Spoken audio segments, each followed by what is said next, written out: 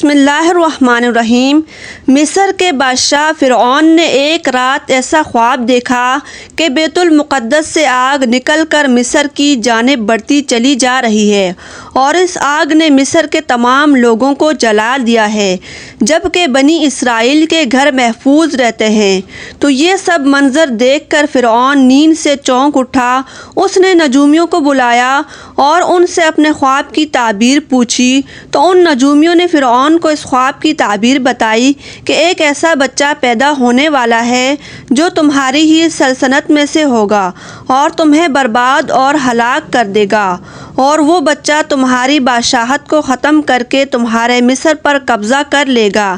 ناظرین، فرعون ایک ظالم بادشاہ اور خدائی کا دعوے دار بادشاہ تھا اور مصر کی سرزمین پر اسی کا ہی غلبہ تھا۔ اس نے بنی اسرائیل کو اپنا غلام بنا کر رکھا ہوا تھا اور اس کا تکبر انتہا کو پہنچ چکا تھا۔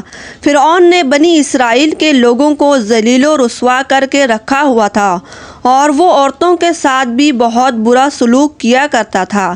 جو لوگ فرعون کو سجدہ کرنے اور اپنا رب ماننے سے انکار کرتے تو ان کو وہ طرح طرح کی اذیت ناک سزائیں دیتا، اور جو لوگ اس کے کسی حکم سے انکار کرتے اس پر فرعون اور اس کے حواری ظلم و ستم کے پہاڑ ڈالتے، ان سے ہر قسم کا گندا کام کرواتے۔ فرعون نے جب نجومیوں سے اپنے خواب کی تعبیر سنی تو وہ بہت فکر مند ہونے لگا۔ اس نے ایک خوفناک حکم جاری کر دیا کہ بنی اسرائیل میں پیدا ہونے والے تمام لڑکوں کو قتل کر دیا جائے، اور اگر لڑکیاں پیدا ہوئی ہوں تو انہیں زندہ چھوڑ دیا جائے۔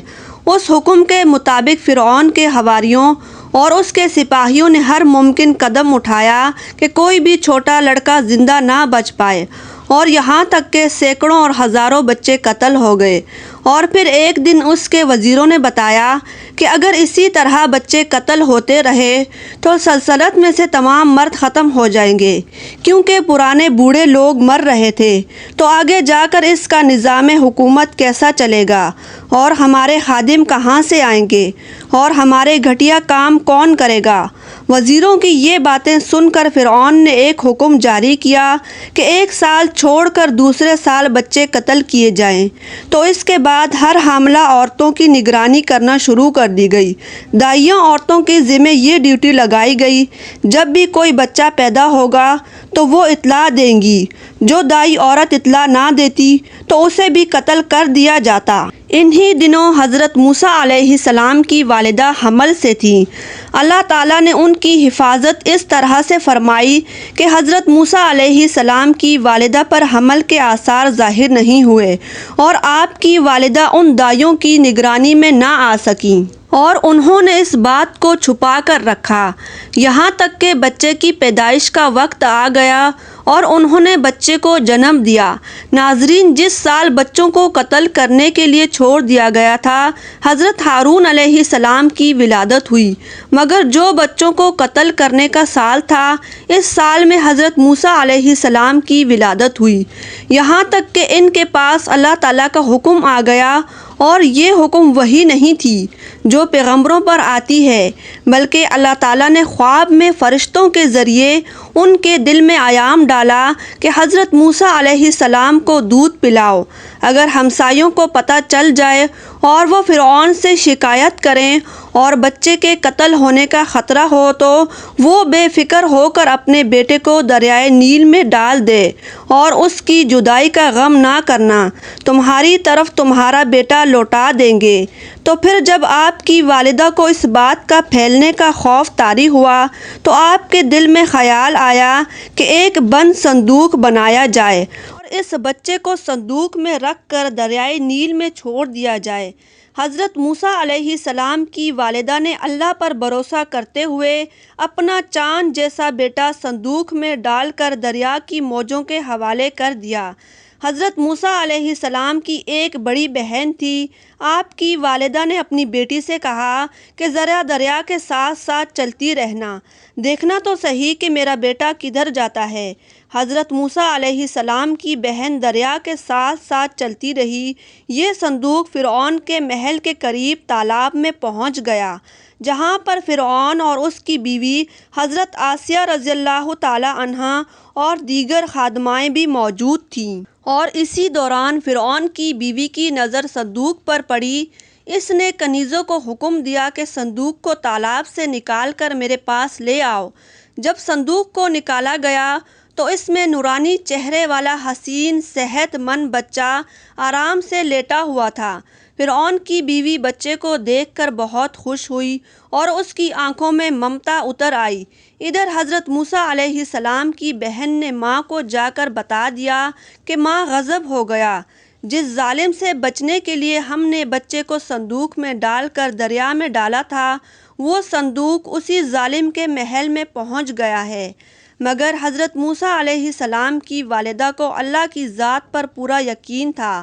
رب نے فرمایا تھا کہ یہ بچہ واپس لوٹے گا، اور دوسری طرف ملکہ نے شفقت اور محبت سے بچے کو گود میں لے لیا اور اس نے سوچا کہ اس بچے کو بیٹا بنا کر پالنا چاہیے۔ فرعون بھی اس بچے کو دیکھ کر بہت خوش ہوا، مگر فرعون کے دل میں اچانک یہ خیال آیا کہ کہیں یہ بچہ بنی اسرائیل میں سے تو نہ ہو جس کے بارے میں نجومیوں نے بتایا تھا۔ فرعون نے کہا کہیں یہ وہ بچہ تو نہیں جو میری سلطنت کو ختم کر دے گا اور مجھے ہلاک اور برباد کر دے گا۔ لیکن حضرت آسیہ رضی اللہ تعالی عنہا نے فرعون کی بات سن کر کہا کہ دیکھو تو صحیح یہ کتنا نورانی چہرے والا بچہ ہے۔ تم نے تو اس سال کے بچوں کو قتل کرنے کا کہا تھا اور یہ تو سال سے بڑا لگتا ہے۔ یہ بھی ہو سکتا ہے کہ یہ بچہ ہماری آنکھوں کی ٹھنڈک بنے۔ اس پر فرعون نے کہا کہ یہ صرف تیری آنکھوں کی ٹھنڈک ہے، میری آنکھوں کی نہیں۔ میں بنی اسرائیل کا کوئی بچہ پالنا نہیں چاہتا۔ لیکن حضرت آسیہ رضی اللہ تعالی عنہا نے کسی طرح فرعون کو راضی کر لیا۔ ابن عباس رضی اللہ تعالی عنہ کہتے ہیں کہ اگر فرعون یہ بات کہہ دیتا کہ یہ میری بھی آنکھوں کی ٹھنڈک ہے تو اللہ تعالیٰ اسے ہدایت دے دیتا، لیکن اس نے یہ بات نہیں کہی۔ فرعون کی بیوی حضرت آسیہ نے اس بچے کا نام موسیٰ رکھا، جس کے معنی ہے پانی سے نکالا گیا شخص۔ بچے کو جب محل میں لے گئے تو اس نے دودھ کے لیے رونا شروع کر دیا۔ بچے کے پاس دودھ پلانے والی مختلف عورتوں کو لایا گیا، لیکن بچے نے کسی بھی عورت کا دودھ نہیں پیا اور بچہ بھوک کی وجہ سے خاموش بھی نہیں ہو رہا تھا۔ حضرت موسیٰ علیہ السلام کی بہن دور کھڑی یہ سب دیکھ رہی تھی اور پھر فرعون سے کہتی ہے کہ میں ایک عورت کو جانتی ہوں جو بہت پاکیزہ ہے اور نیک خاتون ہے، اور مجھے امید ہے کہ یہ بچہ ان کا دودھ پی لے گا۔ فرعون نے اسے کہا کہ کسی طرح کوئی عورت لے آؤ جس کا یہ بچہ دودھ پی لے اور خاموش ہو جائے۔ اب حضرت موسیٰ علیہ السلام کی بہن اپنے گھر گئی اور اپنی ماں سے کہا کہ ماں آؤ چلیں، ہمارا کام ہو گیا، فرعون کے محل میں چلو اور اپنے ہی بچے کو دودھ پلاؤ۔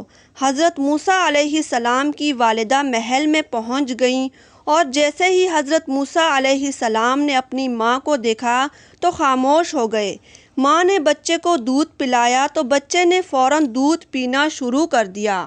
فرعون بہت شاطر تھا اور وہ یہ سب منظر دیکھ رہا تھا۔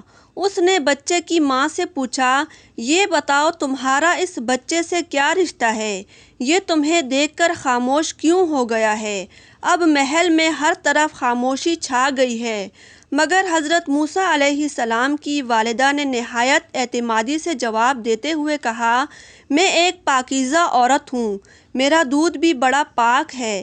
جن بچوں کے اندر نفاست ہوتی ہے اور جو بچے نیک فطرت کے ہوتے ہیں وہ میرا دودھ سکون سے پیتے ہیں۔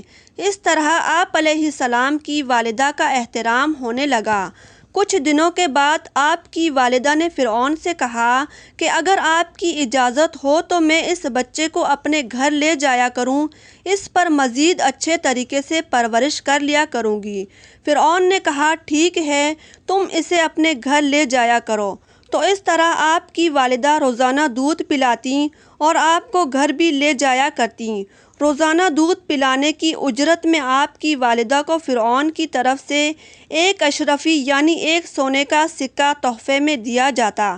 اللہ تعالیٰ کی شان دیکھیے کہ جس ظالم سے بچنے کے لیے حضرت موسیٰ علیہ السلام کی والدہ نے انہیں صندوق میں بند کر کے ڈال دیا تھا، اللہ تعالیٰ نے اسی ماں کی گود میں وہ بچہ واپس عطا کیا اور اسی ماں کو اپنے بچے کو دودھ پلانے کا موقع بھی عطا کیا، اور اسی کام کے عوض بادشاہ کی طرف سے انہیں انعام بھی ملا۔ اور اسی طرح دیکھتے ہی دیکھتے اسی ظالم فرعون کے شاہی محل میں حضرت موسیٰ علیہ السلام کی پرورش ہوئی، پرورش پا کر جوان ہو گئے، اور پھر اللہ نے آپ کو نبوت کے منصب پر فائز کیا۔ آپ نے بنی اسرائیل کو فرعون سے آزادی دلائی، مصر چھوڑ کر یہاں سے چلے گئے۔ فرعون بنی اسرائیل کو ختم کرنے کے لیے ان کے پیچھے لشکر لے کر روانہ ہو گئے۔ جب بنی اسرائیل کے لوگ بحر احمر کے قریب پہنچے تو اللہ تعالیٰ نے ان کے لیے دریا کے بیچ میں راستے کو کھول دیا۔ یہ وہ موقع آ گیا تھا جب فرعون کا وہ خواب پورا ہونے والا تھا، اس کی بادشاہت اور سارا لشکر تباہ اور برباد ہونے والا تھا۔ بنی اسرائیل کے لوگ تو سمندر پار کر کے چلے گئے، لیکن جب فرعون اپنے لشکر کو پیچھے لے کر آیا تو سمندر کا وہ راستہ بند ہو گیا، اور اللہ تعالیٰ نے فرعون اور اس کے لشکر کو سمندر میں غرق کر کے پوری دنیا کے لیے عبرت کا نشان بنا دیا۔ اگر یہ ویڈیو اچھی لگی ہو تو ہمارے چینل کو سبسکرائب کریں، ویڈیو کو لائک شیئر ضرور کریں۔